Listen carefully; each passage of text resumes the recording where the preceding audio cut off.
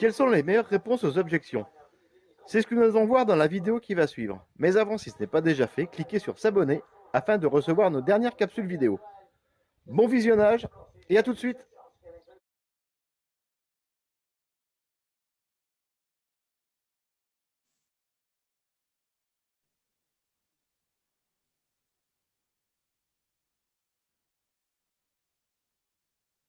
Qui ne s'est jamais trouvé dans l'embarras face à l'objection d'un client? Pourtant, les remarques soulevées en pleine négociation font partie du jeu. Avec de l'habitude et des réparties bien ficelées, il est facile de répondre du tac au tac lors d'une négociation commerciale. Voici donc 5 judicieux conseils pour retourner la situation, trouver les bons arguments et surtout décrocher le contrat.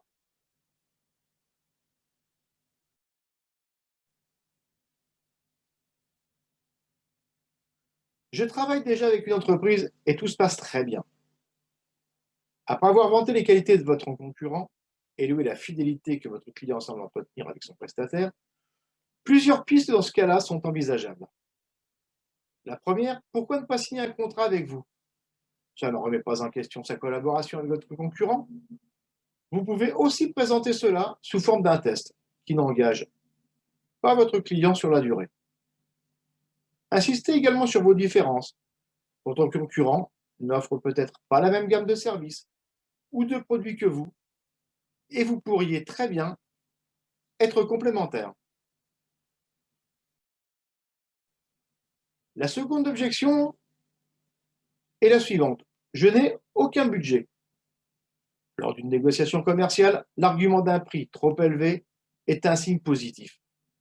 En effet, le client souhaite finaliser cette vente et signer le contrat.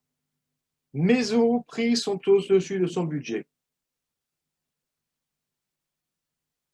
Là, le geste commercial peut toujours être efficace. Plusieurs arguments aussi ont fait leur preuve. Mettez en avant la qualité de vos prestations ou la possibilité pour votre client de faire des économies sur d'autres postes.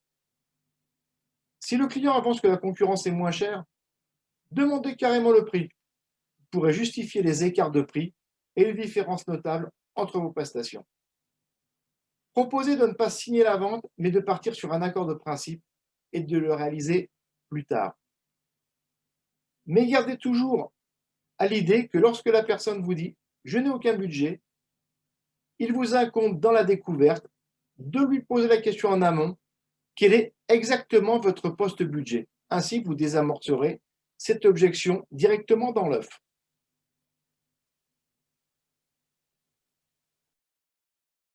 La troisième objection, qui est celle de je n'ai pas de temps et je n'ai besoin de rien. Alors celle-ci, c'est la classique objection. C'est la fin de non-recevoir. Vous pouvez aisément retorquer à votre prospect d'emblée. Mon but, justement, c'est de vous aider à gagner du temps. A-t-il quelques minutes à vous accorder? Arrangez-vous pour le convaincre dans cet espace-temps. Essayez de dévier la discussion. Parlez de ses objectifs et identifiez dans quelle mesure vos services pourraient apporter une plus-value à son développement.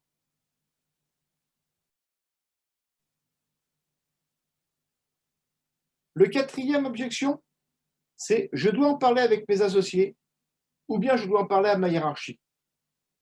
Si votre client est convaincu par vos prestations, mais doit en référer à sa hiérarchie pour signer le contrat, tentez de savoir ce qui pourrait l'aider à convaincre ses supérieurs.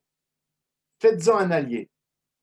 Montrez-lui que vous êtes disponible pour appuyer la décision finale. Si besoin, apportez des compléments d'information, brochures ou documentation.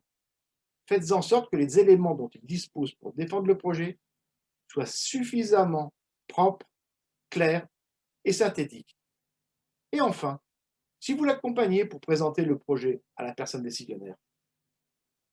Encore une fois, cette objection, je dois en parler avec mes associés ou avec ma hiérarchie.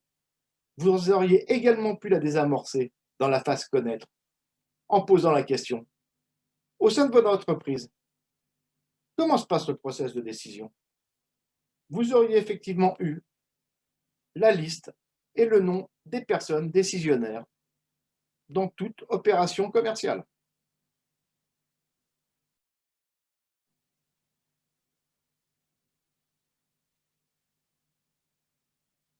Et enfin celle-ci, la dernière objection. Je dois consulter vos concurrents. Première réaction, approuvez cette démarche. Il est tout à fait logique, monsieur, que vous souhaitiez avoir d'autres avis ou d'autres informations. Si vous sentez que cette objection a pour but une remise de votre part, faites un geste pour décrocher la vente. Vous pouvez aussi tenter de signer un engagement partiel sur votre mission. Sans aucune garantie, le client se sent plus libre. Soyez enfin rassurant. Faites preuve d'ouverture et de compréhension, sans jamais faire preuve d'agressivité ou de pression.